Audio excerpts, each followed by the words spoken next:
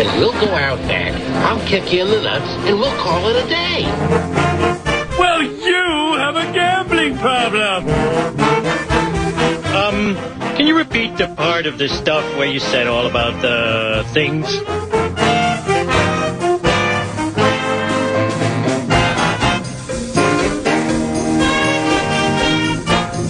Jim is crazy. What?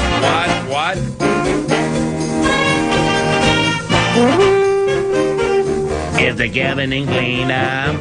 It's a covenant cleanup. It's a covenant cleanup. Bam! All right, now it's a Monday. Good morning. Good morning, ladies and gentlemen.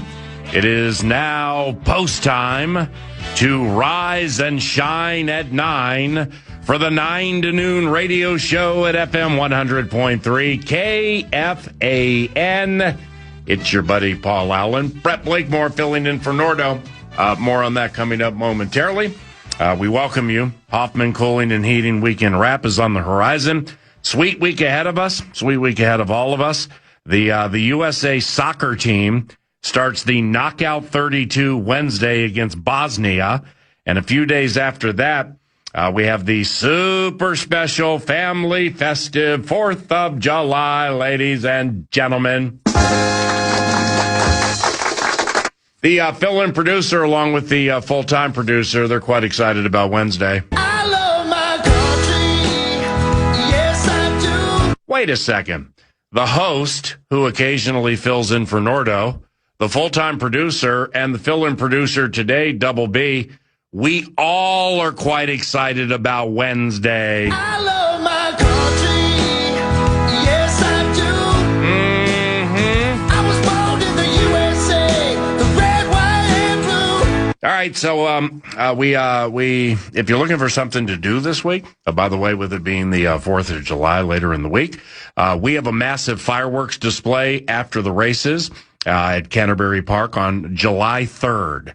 It's a staple in the state, been doing it for a couple of decades, pump tens of thousands of dollars into these fireworks, let them off from the infield. People ooh and ah, and all the kids are left wide-eyed. A massive fireworks display after the races coming up this Friday at Canterbury Park. We start at 4 o'clock if you're looking for something to do. As mentioned, Nordo has gone all week for a super well-deserved family respite. To some, it's a family break. For me, I call it their overdue, well-deserved family covenant respite. I've worked close to half my KFAN career with Eric, and the numero uno earthly thing that impresses me about him is the father and the husband that he is.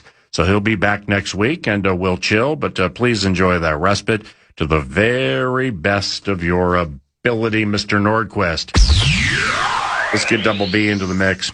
When Nordo returns Monday, will Dylan Larkin be a member of the Minnesota Wild?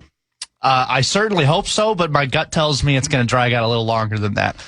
Steve Yzerman doesn't seem like he's really thrilled to deal as his star guy, even though he asked for a trade. Mm-hmm. And they don't really have an incentive to get it done. So I think this is going to drag out, and Bill Guerin likes to slow play things as well. He strikes when it's there, but he doesn't force things that aren't there either. So I think it's going to drag out a little bit longer, and I'm partially just saying that so that I'm wrong and that it happens tomorrow. Well, that's very, very true, David. Greg Popovich. Okay. Let's get Double B into the mix. Part 2. And when Mad Producer returns Monday, what will be happening with our beloved USA soccer team? We're going to be preparing for Senegal or Belgium. Probably Belgium would be my guess. I do think they win on Wednesday. Mm-hmm. It's a good team. Bosnia is the team that eliminated Italy from contention to even be in this tournament at all. So they're a good team. They've got a little weird angle where a kid born in Appleton, Wisconsin is playing for them. Ooh. So, yeah, but I think they can win, and they're starting 11, which almost none of them played on the last game against Turkey. Yeah. So, and people just seem to have forgotten that we're playing all of our backups that game, and they lose by 1 goal at the last second. What do you mean? Well, you listen to any update, you listen to the 4-letter network, it's, well, U.S. is going to the game with a huge loss. It's like, well, we played 10 out of 11 backups, so what? Jeez. But and Antonio Freeman's kid didn't even play. No, we're resting him. And number 20, whose name I always forget, and I call him Bougainvillea. Yeah, Balogun. Yeah, Balogun. Yeah. Yeah, Balogun, who's ballyhooed. Yes, he is. I'm doing something today called borrowing a bit. I'm borrowing a bit from one of the Core 4 members here at FM 100.3 KFAN. The bit that I'm borrowing, could you, without sharing what it is, kindly place it on the main button bar page? Yes. And let's see. We need to keep this. PA? Well, it probably goes without saying, but I'm going to say it anyway. I don't like you.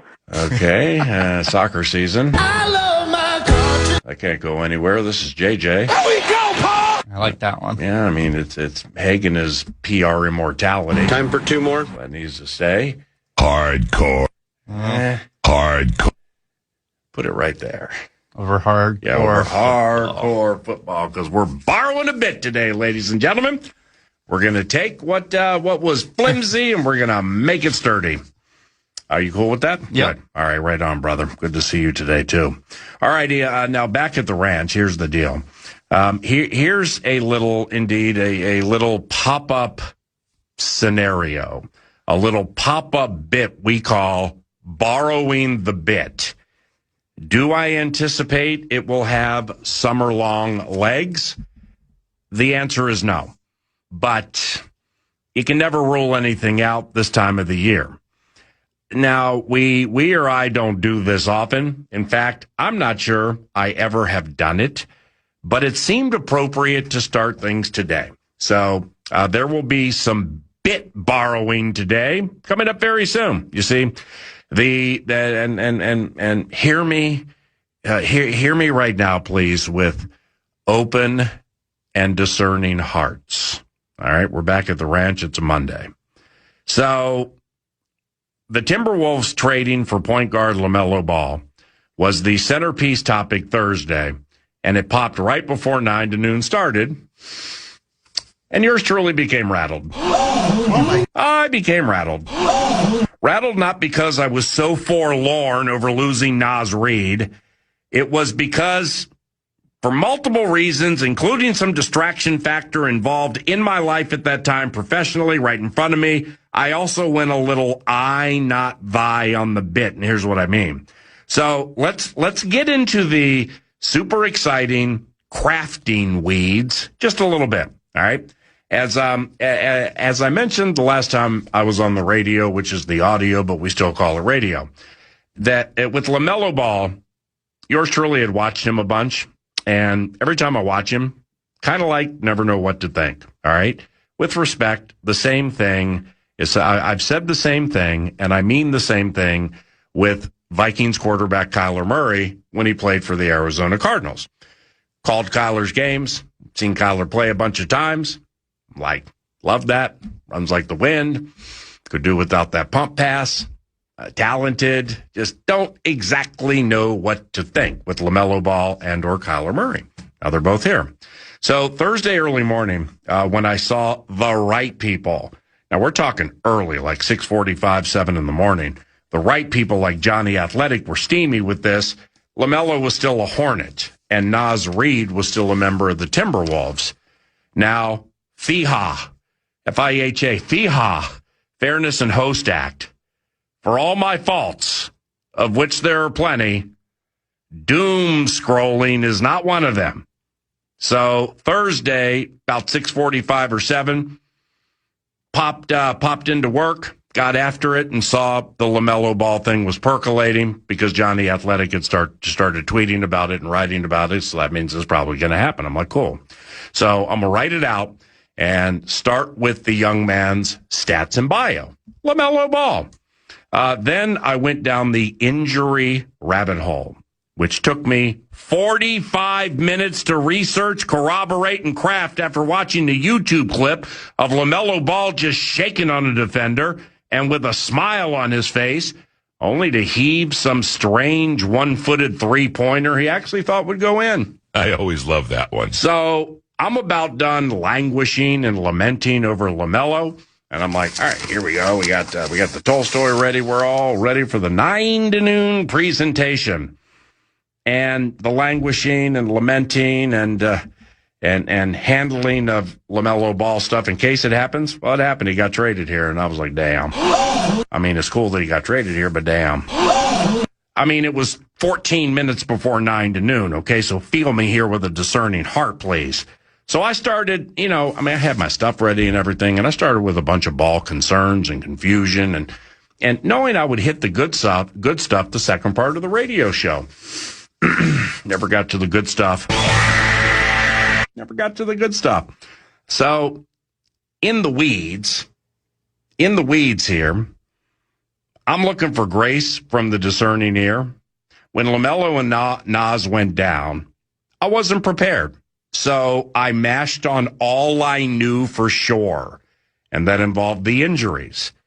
There was just the primest of meat left on that bone. Had this been 5 months ago with the way I treated Thursday, Blakemore would make me start the show saying something along the lines of, I need to be better. I always love that one. Now, this nudge to be better and analyze the totality of the context before overloading the low-hanging fruit negatory, didn't share enough of how LaMelo Ball indeed helps the how, as opposed to strictly what possibly could hinder said how. Feel me here? I'm opening my heart. I'm opening a vein to hundreds of tens of thousands. Copyright Dan Cole, the Common Man, couple of 13, 14 listeners.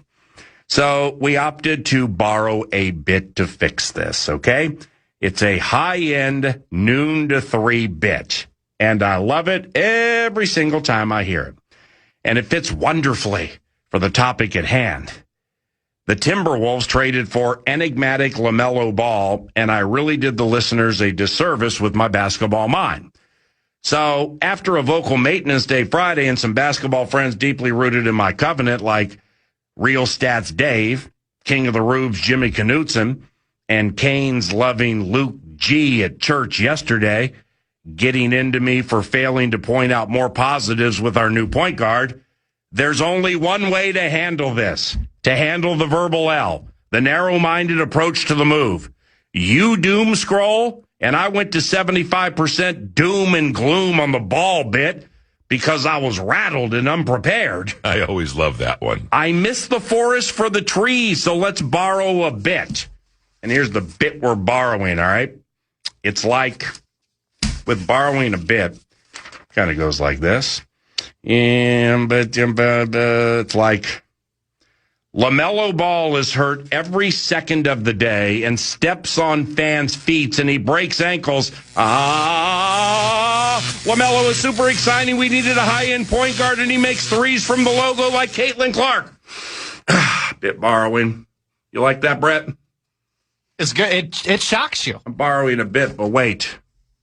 And I partially put this in knowing you would be the producer today because I know you love the Dan Cole, the Common Man program, and you love his bits.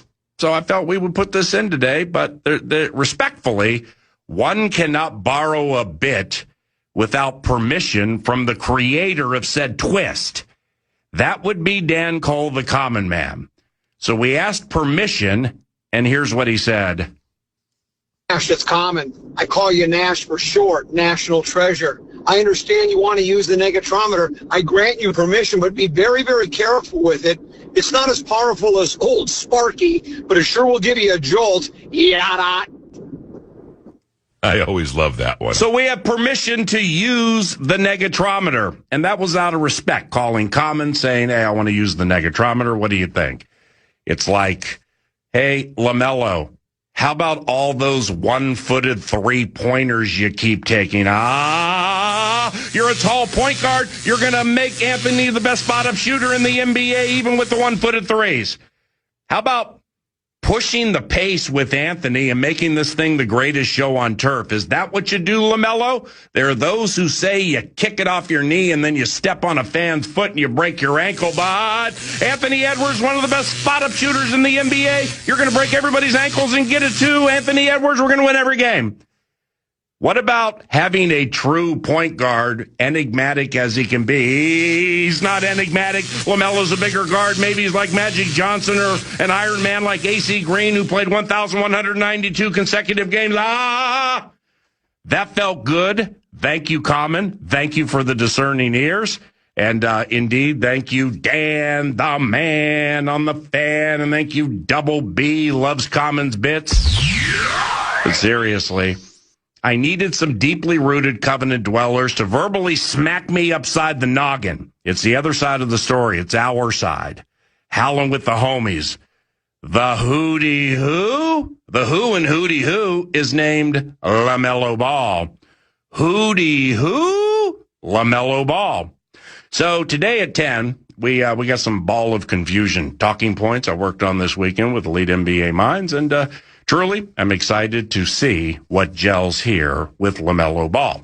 Then Jace Frederick of the Pioneer Press enters the equation. He enters the center about 10:20 in the morning, covers the Howl for the Pioneer Press and TwinCitiesLive.com, and is excellent on the Dane Moore NBA podcast.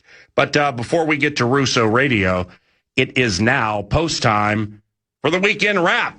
Thanks to Hoffman Cooling and Heating. Not much interests me right now from the world of sports, but we got the weekend wrap, and Hoffman Cooling and Heating paid for it. Lions corner Terrion Arnold is in jail, and when he appeared before a judge, he was wearing some anti-suicide vest and other stuff, so may God bless Terrion Arnold and everybody involved with that. It was kind of scary. The Minnesota Twins took 2 out of 3 from a vaunted Colorado squad. 2 out of 3 ain't bad. Copyright Meatloaf, so we meatloaf the Rockies. As Clemens hammers it high and deep to right field. Back it goes and way out of here. On to the plaza in right field. Number 13 for Cody Clemens, and the Twins have a 2-1 lead here in the fourth. A 2 strike. Corey Provis, the salt of the earth right there. Very good at what he does, too, Corey Provis. Beat him 3-2 yesterday after sweating the first 2 games. That included 30 combined runs in the Friday and Saturday games. 2 games, 30 combined runs. Who knew? The boys are in Houston this evening. Hoffman Cooling and Heating weekend wraps. World Cup. USA plays Bosnia Wednesday. Knockout round of 32 is in the air as of yesterday. Let's take a listen. Canadian Schaffelberg. Away by Ocon. On the strike from Eustachio!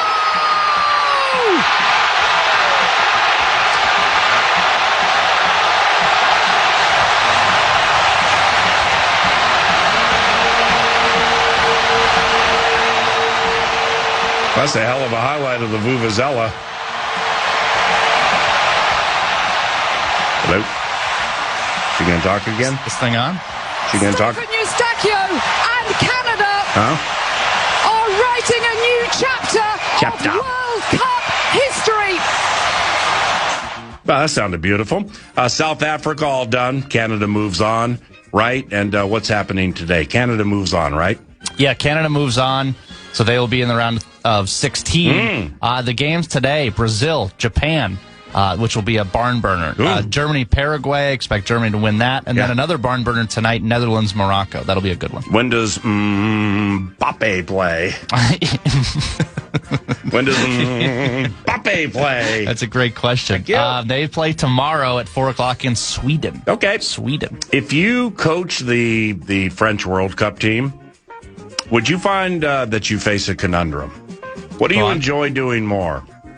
Actually playing Mbappe or saying Mbappe? I always love that. Not even close. It's saying Mbappe, right? What about Messi? When does he play? Another good question. He's a little bit later. He will play on Friday against Cape Verde. Well, giving the old superstar a little time off, right, to make that World Cup run. And what about Harry Kane? Harry Kane. They will play Wednesday. They're the first game of the day against the Congo. Okay. That's the weekend wrap, courtesy of Hoffman Cooling and Heating. Hey, listen closely here. If your AC ain't working right today, that's a problem. Heat indexes above 110 is what you're hearing with the weather terrorism. Heat index, though. So right now, get yourselves a high-performance air conditioner check. $59. That's the steal of a deal. It's the steal of all steals ever to steal. HoffmanHeating.net. HoffmanHeating.net. Thank you, Hoffman Cooling and Heating, for the weekend wrap. Also part of the TimberTech What's on Deck, which includes Russo Radio around the corner. Brett Blakemore produces, and I'm Paul Allen. This is your bit borrowing leader. It's the worst station. You see all the tweets from everybody, men 25-54, everybody 18 to 34, kicking butt, KFAN. Back after this. It's PA. Remember one thing, football's entertainment. Come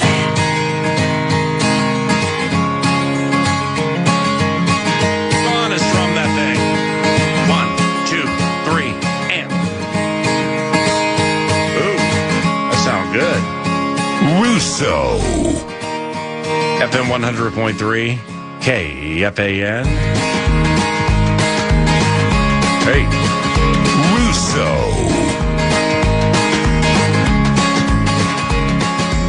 Michael Russo covers the Minnesota Wild in second to none fashion and writes about hockey, assumedly for profit, for The Athletic and theathletic.com.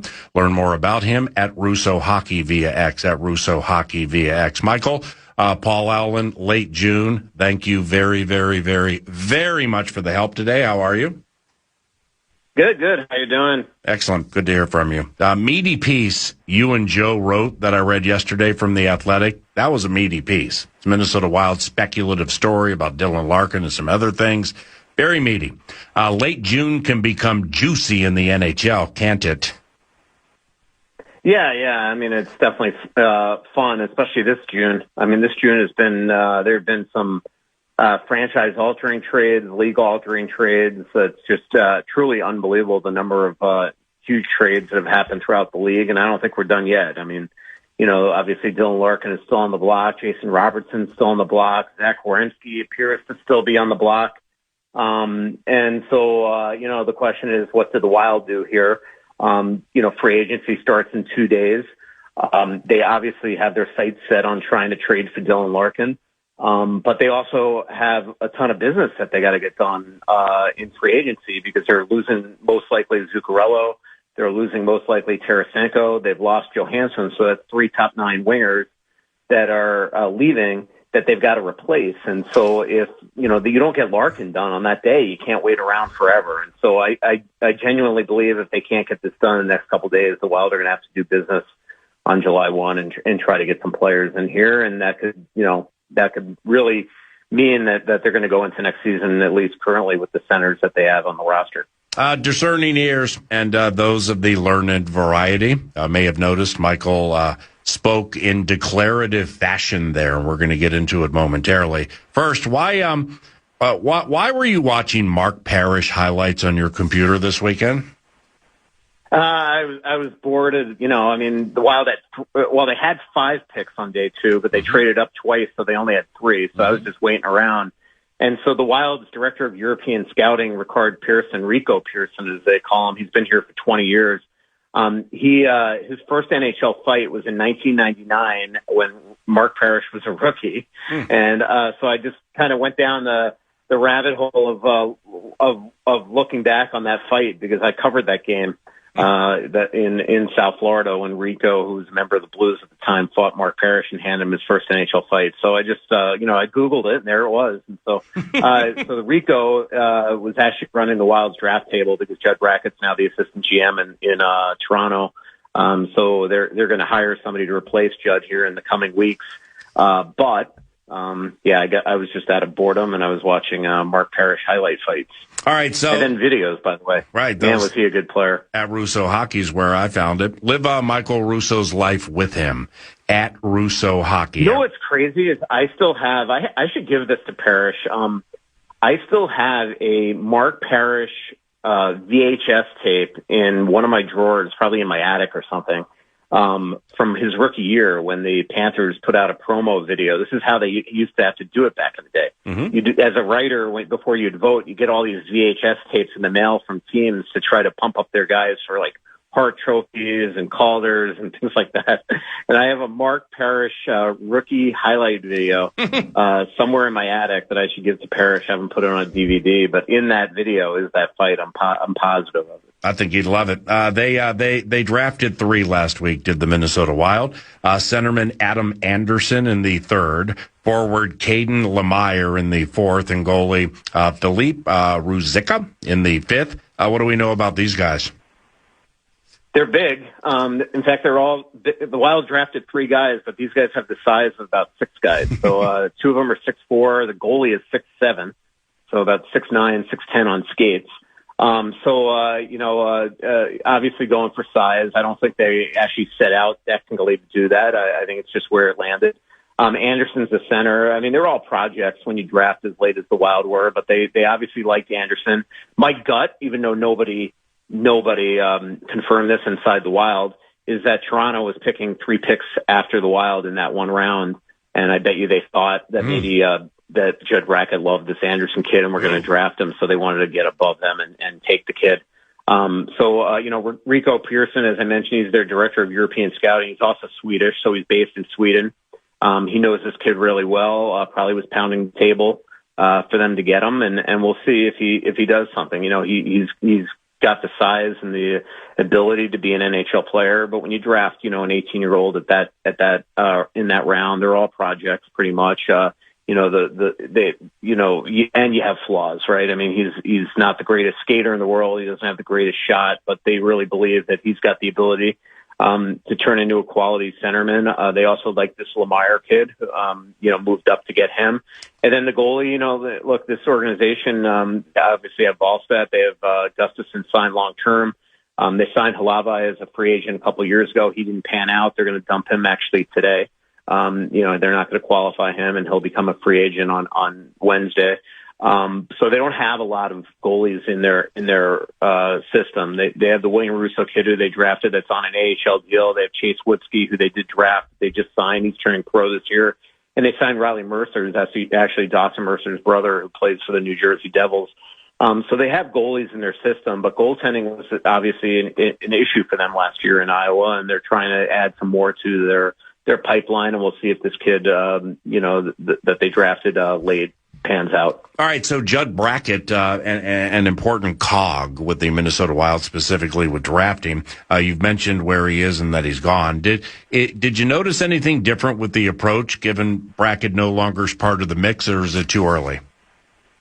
Yeah, it's way too early. I mean, part of the problem with a decentralized draft is that they're in their war room and we're in a press room, and you don't get to keep your eyeballs on the table and things like that. So you get to see a lot of things in person when you're watching the table. Like at the Sphere, it was so obvious to me that the Wild were trying to move up for Zeev Boyum. It was so obvious to me before they moved up that they were talking to Winnipeg about, I believe it was, who was it at the time? Not Cutter Gauthier. It was Rutger McGroarty, that they were talking about maybe drafting that, making a trade with them for trading their first round pick. But then all of a sudden Boyum was still on the table and they moved up with Philadelphia to get that pick.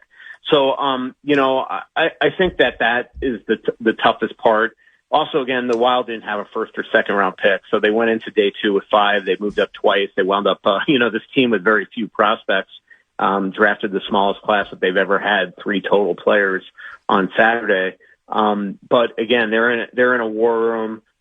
It's hard to really gauge what they're trying to do when you're not watching them, and also when they're drafting projects at that level. So, we'll see what happens here in the coming weeks. The Wild have a lot of names that they've got to parse through to try to come up with their next director of amateur scouting. Bill Guerin has been pretty open in the fact that this will be an external hire, probably not an internal hire. And so we'll see. I mean, one thing is Judd's gone to Toronto, and he's sort of running that department, a player personnel department, but part of that in his purview is their amateur scouting, and their director of amateur scouting is a guy named Mark Leach that just came there recently from Dallas. He's got 1 year left on his contract. Perhaps after the draft, Mark Leach is going to want to leave Toronto, and maybe that's somebody that the Wild can pounce on. So we'll see what the Wild do here in the coming days. But I know that they feel confident that they're going to find the right person to replace Judd. Damn, Russo Radio wakes up newsy. Russo. Billy G won the Jim Gregory for GM of the Year. Pretty cool how his wife surprised him with the award, I believe, in Minnetonka. Did the Husey deal win it for him? Yeah, I mean, obviously that, even though technically the Olympics isn't part of it, I'm sure that weighed in the minds of the voters. I mean, it's not like a court case where you could say that, you can't take stuff into account. So I'm sure that there are some people, like this guy's had a hell of a year. There were a lot of people going after Michael McCarron. Obviously, the Wild got that one. But, I mean, when you make a blockbuster trade like Quinn Hughes, general managers love boldness, love aggressiveness. And I think there were a lot of people around the league that even though that the Wild gave up a ton in that deal, I think they were impressed that the Wild were the team that got him. And also the fact that nobody really even had the Wild on the radar for that. Everybody assumed Detroit. Everybody assumed New Jersey. And then all of a sudden, Bill Guerin and the Wild came out of nowhere. And were able to get Quinn Hughes, and he transformed the franchise. So clearly that was a huge reason why he won the award, and now he's trying to get a head start on potentially winning a second in a row. By trying to make a bold move for Dylan Larkin. It obviously hasn't worked so far. They've given up so many prospects and picks the last couple of years that whatever right now the Wild are offering. The Detroit Red Wings hasn't moved the needle. My guess is it's probably 3 first-round picks and Urov or something very close to that. And look, this is a franchise-altering trade of the captain in Detroit. And right now, Steve Yzerman wants to get more because they don't want to do a rebuild on the rebuild and do an all-futures deal like Brady Tkachuk went for Florida. So we'll see what happens. That's speculative. Okay, that's fantastic. More on that in a second, but. Back to the Jim Gregory. Did the Carolina GM get consideration given the move he made for Brandon Bussey that won them the cup? Yeah, I was surprised that he wasn't a finalist. The finalists were Chris McFarland, who was a very close second place to Bill Guerin, who coincidentally has left Colorado and is now the GM in Nashville and is making a bunch of moves, and Pat Verbeek. And Tulsky was not a finalist for it. I think that he's made a lot of great moves. I mean, unfortunately, the way it works is that in the NHL is, you make that decision after the first round. Well, Brandon Bussey wasn't playing games yet. He hadn't won them a cup yet. So he couldn't be, that really didn't lay into the decision for a lot of the voters. The other thing is like the big moves that he made for Logan Stankoven and Taylor Hall. Those guys would have been on last year's GM of the Year radar rather than this year's. Now, he made an incredible move, I thought, to get Keandre Miller, and he's just done a fabulous job there. So I think if you ask Eric Tulsky right now, he'd take the cup over the Jim Gregory any day of the week. But he wasn't a finalist for the award, even though I think he very well had a case to be. So with Dylan Larkin, the centerpiece of this summer, and what you just said resonates. But like when I'm reading the Athletic story written by you and Joe, is it? And that was a meaty story. Theathletic.com. Is it fair to say the Wild have their eye on just one player, and that's Dylan Larkin? And like if it doesn't work out, what do they do? Yeah, it's a good question because from everything I'm hearing, the Wild things have faded with Vincent Trocheck. So in other words, it would cost a first-round pick and probably a year out to get Vincent Trocheck. Well, if you do that and you're already running out of prospects and picks to make that big move, do you really want to throw away those type of things on a 33-year-old center that that isn't your prototypical top-line guy? Or do you want to wait and see if Austin Matthews could shake from the trees in a couple of years, a Connor McDavid, whoever? So I think that they don't want to. I think it is Dylan Larkin or bust. So it's like Dylan Larkin in the next couple of days, or they're going to have to go spend their money on wingers and free agency right away, and they don't have a ton of cap space. So obviously they traded for Bobby Brink at the trade deadline. He's their pending restricted free agent. His comparables, I was shocked at this, but because he's gotten a lot of points on a really poor team in Philadelphia, his comparable, they're going to have to give him $3.5 million on a contract to re-sign. Yeah. So if you do that, you're looking at him to replace one of the wingers, whether it's on the second line or the third line. So then what do? Do you go out and try to sign Anders Lee? I think that's somebody that the Wild really have interest in. Do you go out and sign a Jaden Schwartz? Do you go out and sign a Patrick Laine even? Laine's only 28 years old. He's somebody that spent 100 days in IR last year for Montreal, so he could sign a 1-year contract with bonuses. You keep the AAV down, the cap hit, and then give him a bunch of bonuses that he could maybe hit. And somebody as unpredictable as Laine, I think that's the perfect contract for him. Give him a low AAV and then a bunch of bonuses that he has to attain and be good at to get. So we'll see what the Wild do. But again, they don't have infinite cap space. So, I think that they have interest in Jaden Schwartz. I think that's somebody that they would give a normal contract to. And then I think they have a lot of interest in Anders Lee. I think they'd love to give him a 35-plus contract that would also have bonuses in it. We'll see. Anders Lee, I don't get a sense that he necessarily has to be a July 1 decision, that he might want to take a couple days to decide on where he wants to go. And then the question is, could the Wild wait for him? Or do they have to move on and do their business on July 1? So we'll see. But they want to get Dylan Larkin and then figure out a way from there to fill out their roster. If they get Dylan Larkin, they are going to have to dump some salary in that trade or some other capacity. Because they are going to be over the cap just signing Bobby Brink and having Larkin in here. So it's going to be really fascinating how the Wild handle this if they actually get Larkin. Yakov Trenyan is somebody that I hear that they're shopping, but that enough wouldn't be able to get it done. They would have to make a couple other moves to get rid of some salary. Zuki, though, if I were to qualify you by reading between the lines of the Media Athletic piece and then listening to you this morning, I'd say you're 90 to 95% certain that Matt Zuccarello is not going to be on the team next year. Is that accurate? And if so, why? Yeah, let's put it this way. If you asked me the day after the season, I would have said I'm 100% certain that he is coming back. If you ask me today, I'm pretty much 100% certain he's not. I think the Wild have made this decision. The Wild could have had plenty of time to bring him back. He's somebody that probably would have played ball and signed one of those 35-plus contracts. I just really think Game 4, when the Wild autopsied this season, I think that really is something that, in my eyes, they blamed on a couple of their real top players. Remember in Game 3, they were dominant. They played a direct brand of hockey. Their first to fourth lines were consistently playing the style of game that they want to play, especially Kaprizov, especially Boldy, especially Zuccarello.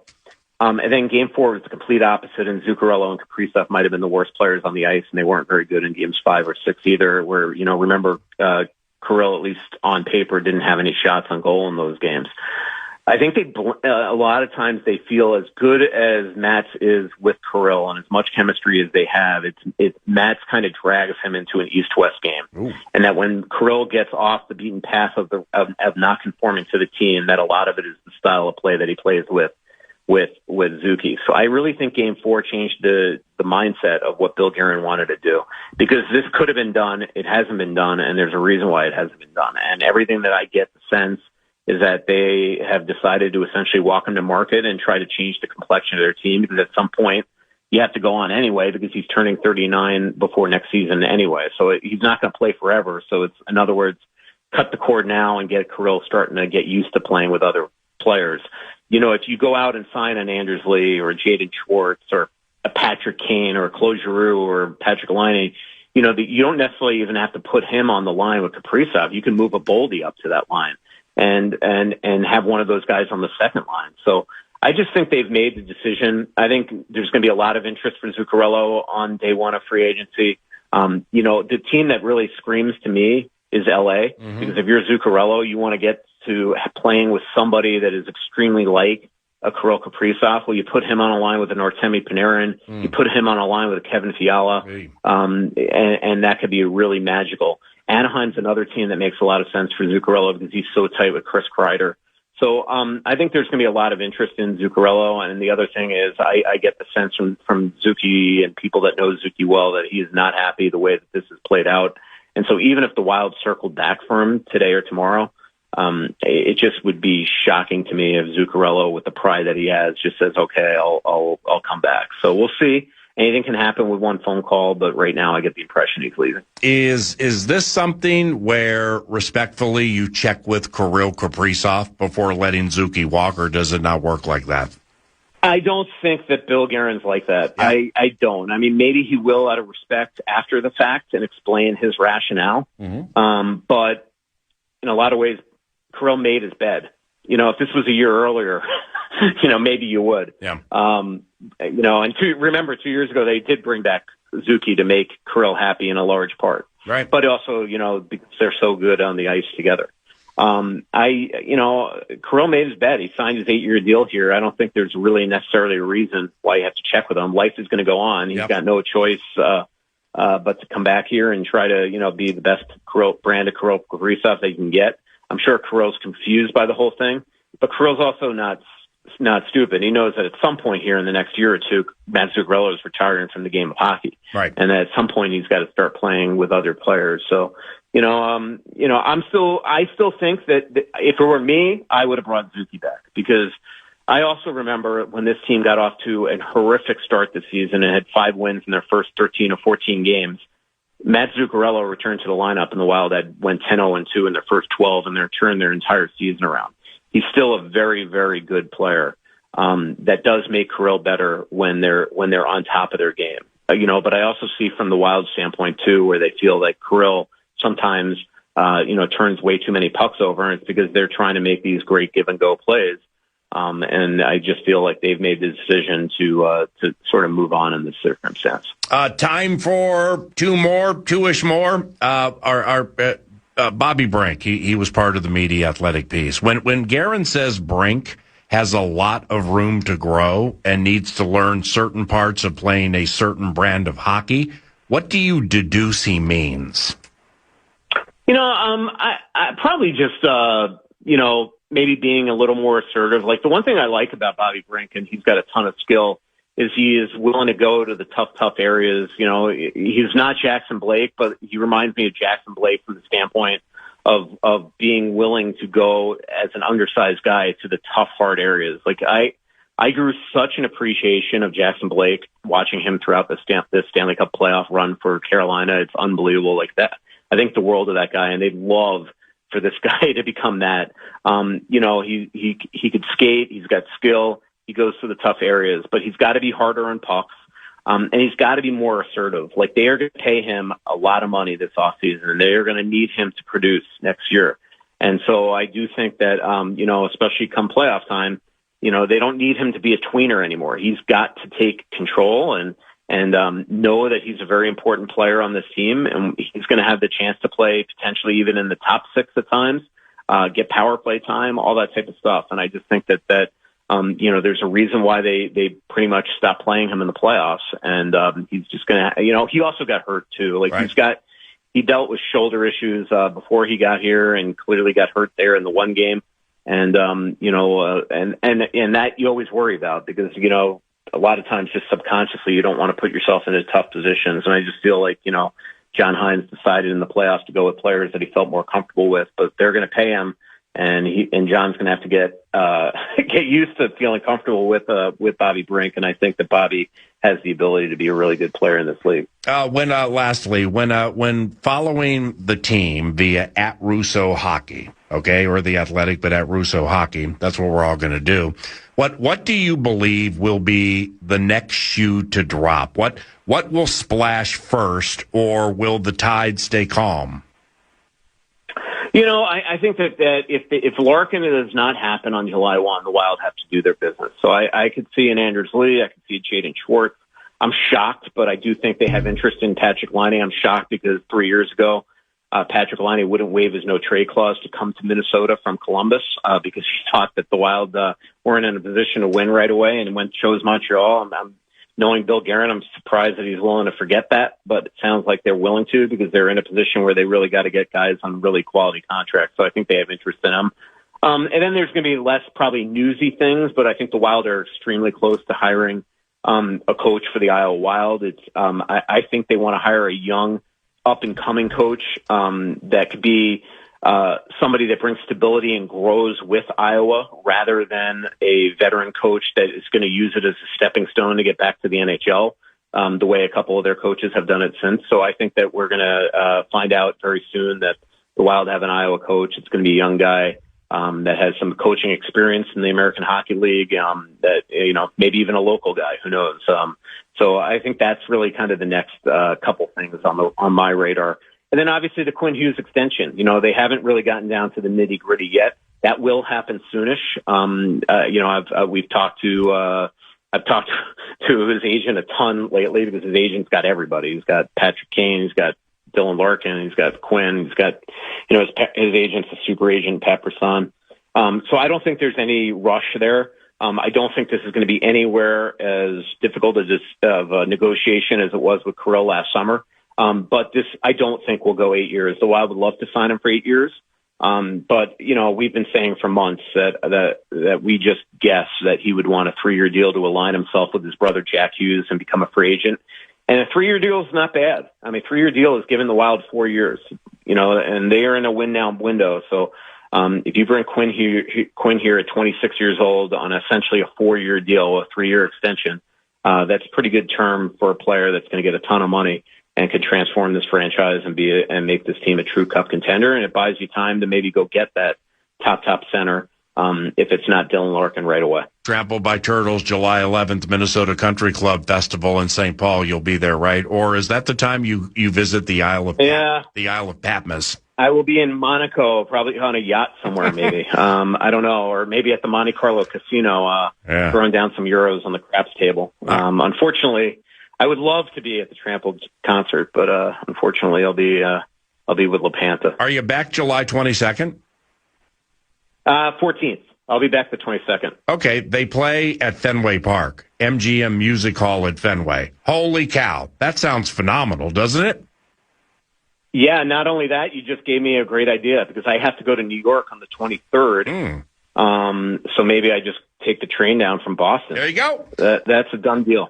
Well, there you go. You just made my decision for me. Great. You helped me today immensely, and it's the least I can do. That was meaty. The story was fantastic. Greatly appreciate the elongated interview. Safe travels, my brother, and we'll talk somewhere down the road. Yep, see you, PA. Yep, see you, bud. That's Michael Russo at Russo Hockey via X. That was our Steve's Appliances Marathon segment. There is a 4th of July sale taking place at the very best right now. Steve's Appliances in Mounds View. Brian, Jordan, Sarah, the owners, they're awesome. Lowest prices of the season available right now on appliances, plus free delivery, free recycling, guaranteed low prices. The fellowship is free.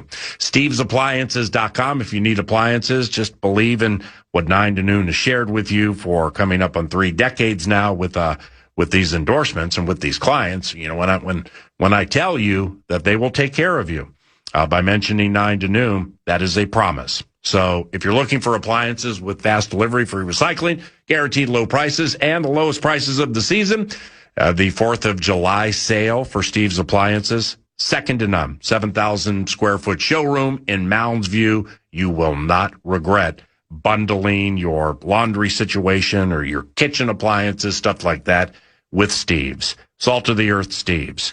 StevesAppliances.com. Back after this.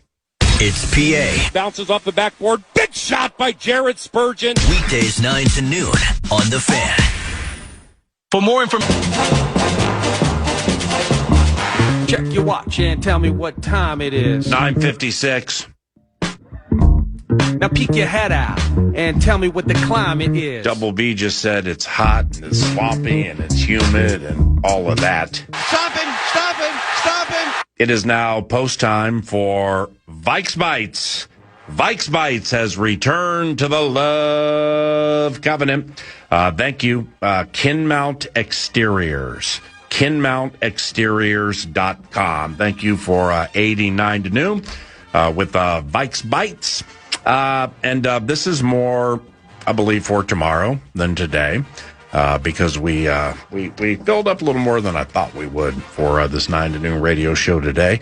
We have a 60-40 equation at 11:20 today. I say 60 good, 40 bad. It's probably really 75-25. But the young lady caught a red eye last night from Northern California. I think it might have been a little delayed, and she had to fly. I mean, that's a long, bleep flight from Northern California to Charlotte, North Carolina. Her name is Shannon Spake. Not only was she a pit reporter for some NASCAR race on TNT yesterday, but Shannon, who I've known for a couple of years, she is the sideline reporter the side court analyst reporter for the Charlotte Hornets' vast and ever-expanding television network. So Shannon knows LaMelo. We don't know LaMelo. Shannon knows more of the ins and outs with LaMelo Ball and Josh Green. And hopefully things are good with Shannon. And she'll join the radio show about 90 minutes from now. So we filled up a little more than I thought. With that previous interview, I told you that story was meaty. I mean, I said it at the beginning of the show for those of you who either don't subscribe to The Athletic, and if you like sports and if you like good writing and staying up to date on your favorite teams, I would highly suggest paying the nominal fee for The Athletic and theathletic.com. But I'm getting ready to call some races at Canterbury Park yesterday on kind of a drizzly Sunday family day. And you know, low-key putting some things together for the Monday presentation. So I go to The Athletic. Well, I see Russo tweet, or there was a tweet about something Russo wrote in this Athletic story about beloved Zuki. So that I went, I'm a subscriber, so that I went and read the story, and it was meaty. I'm telling you, that thing is meaty. And we thank Michael for the extended interview to go through several meaty topics. Didn't get to Tarasenko. What's up with Jason Robertson? Keeps stiff-arming potential deals. Didn't get to that. Why? Because everything's so meaty. Like Zuki gone. Zuki feels like Zuki gone. A couple of days, free agency open. Zuki out. Dylan Larkin, the centerpiece A topic. And we've known that, being elite sports minds and sports snobs. But the way Michael lays it out in that story, it's like their eye is on Dylan Larkin, and that's it. Now, of course, you're gonna have one eye on Dylan Larkin, the other eye on free agency, and the names mentioned included, but we're not limited to, Schwartz, Lee, as in Edina's Anders Lee, and Patrick Laine. Where'd Laine play last year? You know, because I know Montreal. He was with Winnipeg, then he went to Montreal, right? And Columbus at one point as Columbus. well. That was the outlier. Everybody forgets about Columbus unless you're talking about Ohio State football or back in the day, OSU basketball with Michael Red and Scooney Penn and the skeletal remains of Greg Oden. So, yeah, I knew I forgot one. It's easy to forget Columbus. Podcast that later. Be part of the postgame. Wood up. Bikes Bites. Kinmount Exteriors. KinmountExteriors.com. Gracias, soy Pablito, no tengo tiempo para Diablo. For tomorrow, probably, but maybe never. I wonder what people think is the percent chance the Minnesota Vikings use all three quarterbacks this year. Anybody care to venture a guess via the talkback machine? But preferably not today, but if you want to do it today, that's fine. We might have some talkback room later if Miss Spake cannot make the presentation. So anybody care to venture a guess as to, like, who gets how many games and why?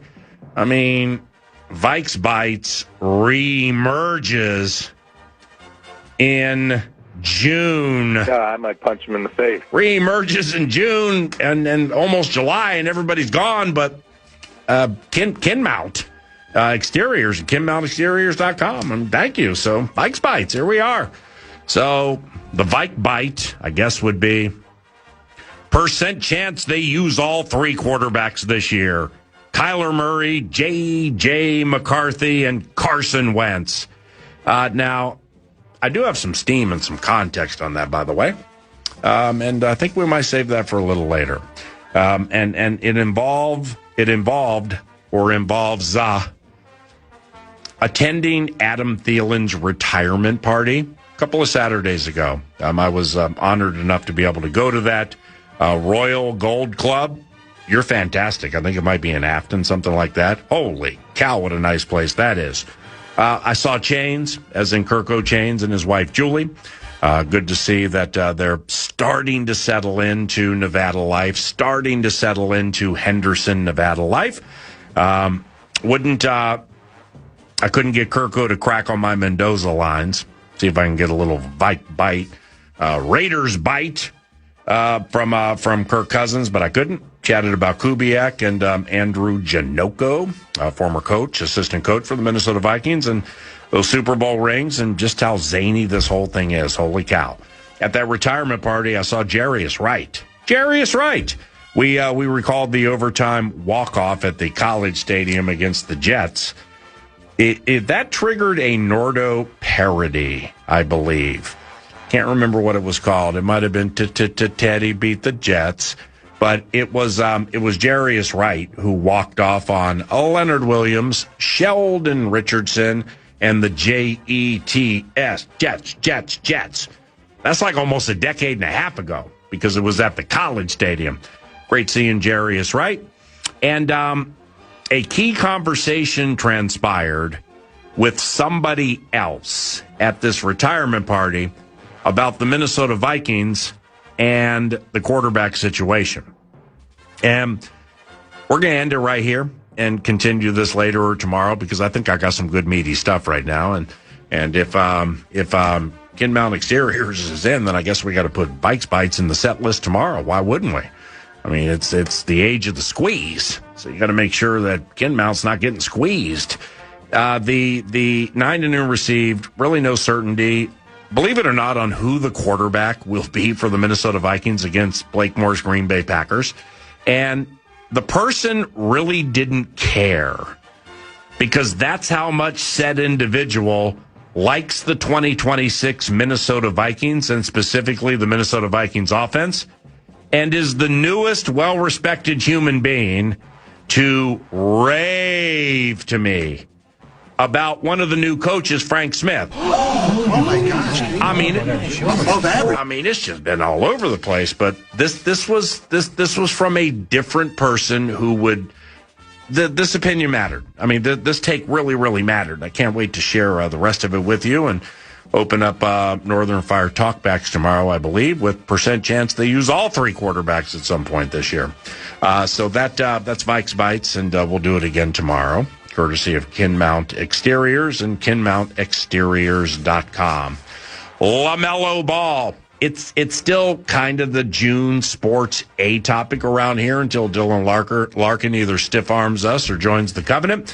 And yours truly put together some ball bits for next segment about LaMelo Ball, some things that were left on the metaphorical cutting room floor last Thursday, vocal maintenance day Friday, and here we are. So we have some ball bits we're going to share around the corner as we approach the middle stages of this Monday 9 to noon at FM 100.3 KFAN. Brett Blakemore produces, and I'm Paul Allen. Hopefully y'all having a good Monday in the neighborhood being adjacent to the Twin Cities. It's PA. Kids go down, wife settles into a series. You get downstairs to that dark basement.